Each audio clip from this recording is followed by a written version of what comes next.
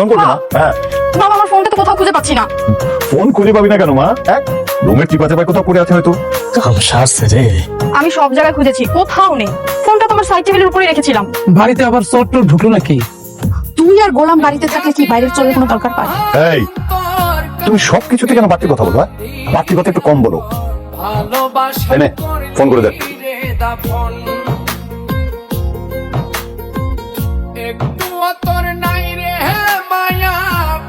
High high high high গুলাম করছ কি তুই ম্যাডামের ফোন চুরি করছ ফোন দে না না না মই ফোন টোন চুরি হয়নি আসলে এই ফোন কমে কোন পকেটে এলো মই বুঝতে পারতেছি না দিশা ভাই কি হয়েছে সাহেব গুলাম ম্যাডামের ফোন চুরি করছে হ্যাঁ, ও ফোন কেন চুরি করতে যাবে?